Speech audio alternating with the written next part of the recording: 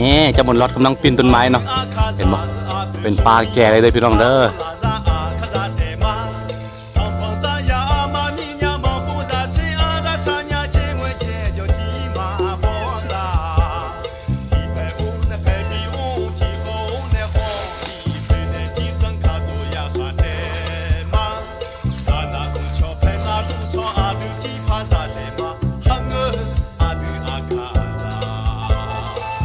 กาวทักทายสบายดีทุกคนที่กำลังติดตามมักส้มนอนยินดีต้อนรับเข้าสู่ซองอาคาน้อยและนี่คือรายการวิถีชีวิตของสุนทรอาคาเนาะขอจะนำเสนอเรื่องราวต่างๆพิธีกรรมต่างๆหรือว่าวิธีหาอยู่หากินของสุนทรอาคาให้ท่านผู้ชมได้รับได้ฮู้นํกันเนาะวันนี้เฮาอยู่ป่าตามเคยพี่น้องเอ้ยเฮามาคือ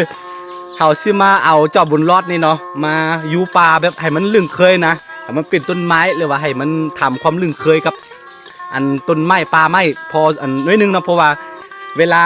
พามันเข้าป่าแล้วคนข้างย่านนะแล้วก็อีกอย่างมาแจ้งความเศร้าสลดใจก็คือเจ้าตัวน้อยที่เขาเอามานั่นเนาะมันทนต่อบัดแผลที่ถือกันลูกปืนน้อยๆของเขาบ่ได้แล้วก็มันตายแล้วทุกคนเนาะแล้วก็เรียกว่ามันค่อนข้างโรคเป็นโรคซึมเศร้านะมันหลังจากที่น้องมันตายไปแล้วก็แบบเศร้าน้องบ่กินบ่มีมาให้เจอคือเลี้ยงน้อยตายแล้วเนาะทุกคนเนาะมันทนต่อแบบบัดแผลของมันที่ถึกลูกปืนน้อยๆนะเรียกว่าลูกว่านะทนต่อความเจ็บปวดมันบ่ได้เขาก็พยายามสู้ชีวิตมันเต็มทีแล้วแต่ว่าสุดท้ายมันก็บ่รอดนะเพราะว่าเขาก็เต็มทีแล้วบ่แม่นเจ้าบุญรอดแล้วตัวตัวที่เขาเอามาใหม่เนาะเขาเอาไปห้องหมอแล้วก็ปาดอันตัวไม่หยังตัวลูกว่าหันออกแล้วแต่ว่าสุดท้ายมันก็บ่รอดเนาะเพราะว่ามันค่อนข้างอ่อนนะค่อนข้างอ่อนแล้วก็ค่อนข้างอันบ่สามารถแบบทนต่อบัดแผลของมันได้แล้วก็เลยเสียนี่ต่อใจหายคือกันเพราะว่าอยู่น้ำเฮาได้10 ปลายมือตัวนี้บ่แม่นเจ้าบุญรอดเด้อตัวนี้เด้อตัวที่เฮาเอามาใหม่เนาะฟัง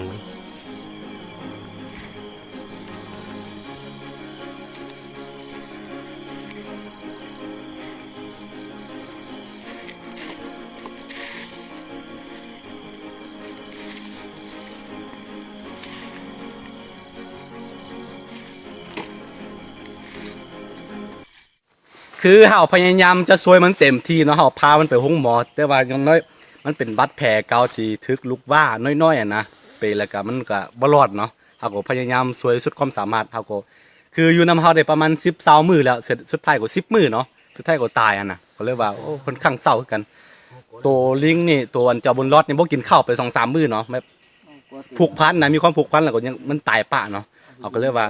เอามันมาปล่อยปลาแบบมาลึงทำความลึงเคยกับปลาหน่อยนึงเสียมันปีนต้นไม้มีอย่างนั้นเพราะว่าค่อนข้างย่านปลาพอสมควรแล้วก็ตอนนี้เขาสิพยายามหาครูให้มันเนาะสิหาอีกตัวหนึ่งนะตอนนี้ติดต่อไปแล้วแต่ว่าค่อนข้างยุ่งไกลเนาะค่อนข้างยุ่งไกลมีชาวบ้านก็มีตัวหนึ่งเนาะอยู่ไกลประมาณ100 กว่ากิโลเนาะอยู่ต่างเมืองอีกเขาพยายามสิไปหาให้มันมีครูเนาะโอเคตอนนี้เขาสิพาไปเบิ่งเจ้าบุญรอดเลยไปนี่เจ้าบุญรอดกำลังปีนต้นไม้เนาะเห็นบ่เป็นปลาแก่เลยพี่น้องเด้อขึ้นไปวิวก็ได้เด้ขึ้นไปไปขึ้นไปวิวก็ได้ไปขึ้นไปมันค่อนข้างย่านทีเดียวย่านปลาเนาะ เป็นปลาแก่พอดีเฮามาสวนเราก็เลยพาอันเจ้าบุญรอดมานำกันเนาะแก้ความซึมเศร้ามันค่อนข้างซึมเศร้าอยู่น้องมันเสียไปนะพี่น้องเอ้ยขึ้นไปขึ้นไป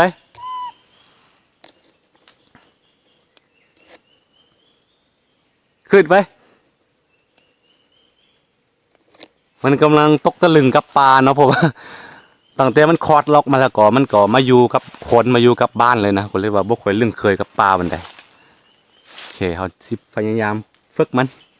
ขึ้นไปไปพูดเนอะ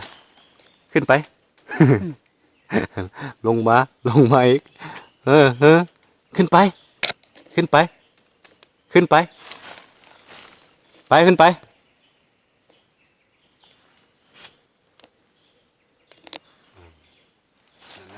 นี่ตัวกันได้ที่เอาก็เกินกันอยู่ถ่ายแล้ว เอ้ยเอ้ยเอ้ยเอ้ยเอ้ยเอ้ยเอ้ยเอ้ยเอ้ย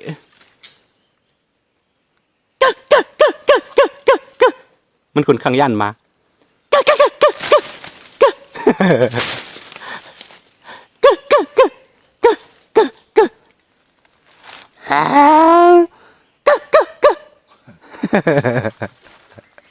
มันยันมาทุกคนขึ้นไปขึ้นไปไปให้มันอยู่กับปลาหน่อยนึงเผื่อวันหนึ่งเนาะถ้ามีความจำเป็นแท้ๆกะมันก็สิเด็กลับไปอยู่ปลาต่ำเคยแต่ว่าน่าจะบ่รอดนะกันไปอยู่ปลานะเพราะว่าตั้งแต่ได้4-5 วันเขาก็เอามาเลี้ยงตัวน้อยๆเนาะถ้าผู้ใดติดตามมาได้ต้นพ้นเนาะจะฮู้จักดีเจ้าบุญรอดขึ้นไปเด้อ ในระหว่างที่เฮาให้เจ้าบุญรอดปีนต้นไม้เนาะนี่เฮ็ดบ่ฮู้ว่าพี่น้องผู้ใดเคยกินบ่หรือว่าเป็นกินได้บ่เนาะดิเนาะบ่ฮู้คือกันเฮ้ยอย่ามึงอย่าไปกินจะตายเด้อฮะนี่เนาะบ่ฮู้ว่ากินได้กินบ่ได้มันจะออกตามปลาแก่ๆอยู่กล้องโอ้ยอย่าไปกินจะจังได๋เคยจะจังได๋นี่แต่ว่าสัญชาตญาณของมันเนาะถ้ามันตัวใดกินบ่ได้มันก็บ่กินอยู่แล้วนะทุกคนถ้ามันกินได้แสดงว่ามันก็กินมา2-3มา2-3มามันกำลังตะลึงกับปลาไม้2-3มามาไว้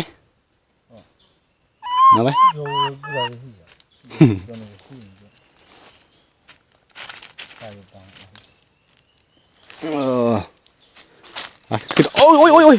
ตก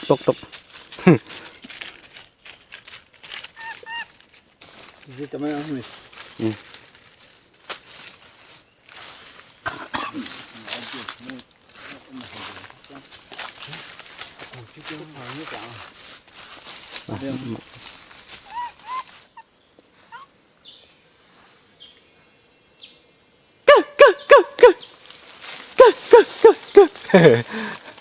kamu ya sih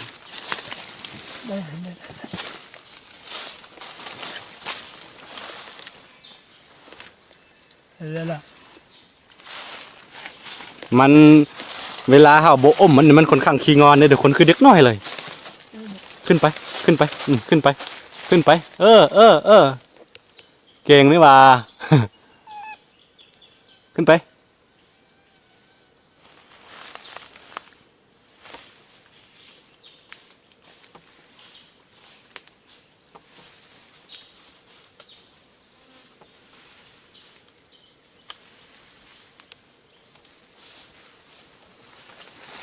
ถ้าสมองหายเยอะ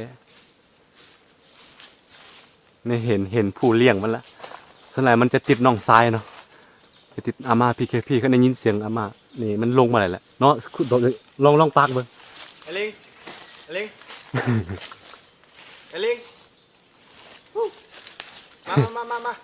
มาลงมามันไม่ยอมลงละขึ้นไป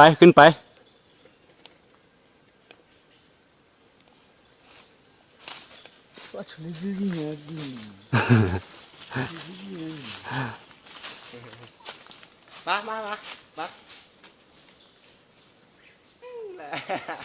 ตอนนี้มันขึ้นไปแล้วเดี๋ยวเขายุมิดเลยมันจะลงมาแล้วมันจะห้องเด้อแล้วว่าเขาสิบอกมันว่าเขาสิกลับแล้วช่วยจ่าเด้ยี่มาเด้ช่วยจ่าเด้ยี่มาเด้สิกลับไปเด้อไป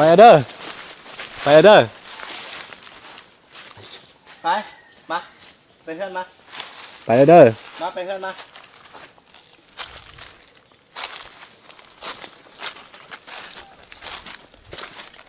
ไปเด้อ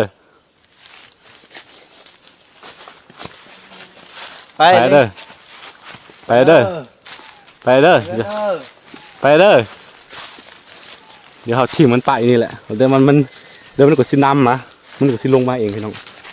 ทำเบิ้งเด้อ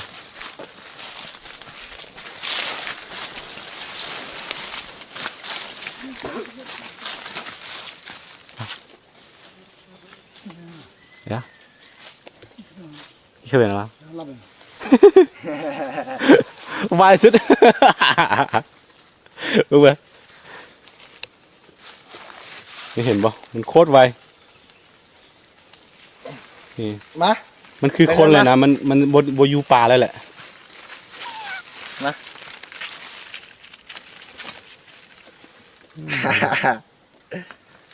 มาซองสามมันกำลังตะลึงกำลังงงว่ากูอยู่ที่ไหนวะ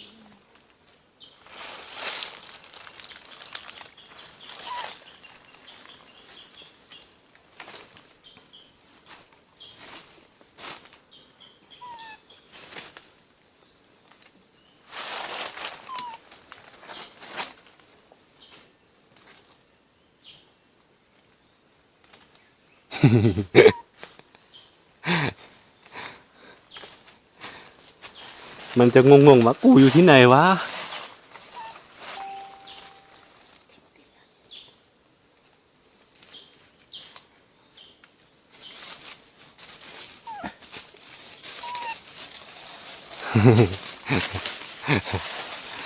เห็นปะเห็น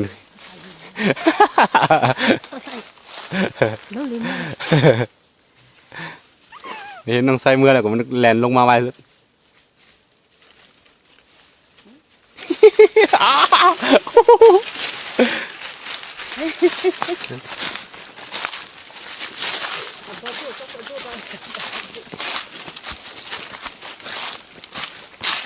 มาอมเอามาอมเอามา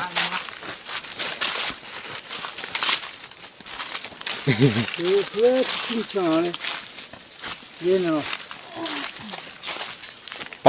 เดี๋ยวเอาบ่บาดาลไปมาเด้อมาเด้อมาเด้อมาเด้อมาเด้อมาเด้อมาเด้อมาเด้อ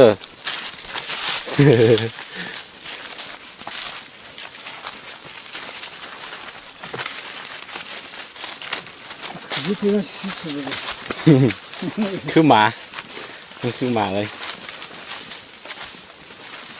เขาไปปล่อยปลามันก็บุญยองอยู่ปลามันก็กลับขึ้นมาเลยทุกคนนี่นะเพราะว่าเขาเลี้ยงไม่ได้น้อยนะพี่น้องเอ้ย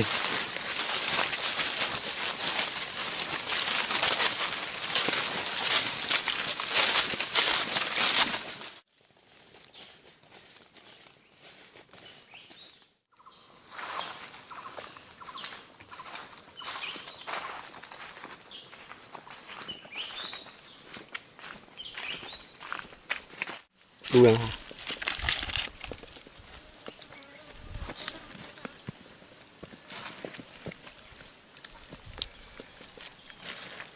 เป็นยาสูบ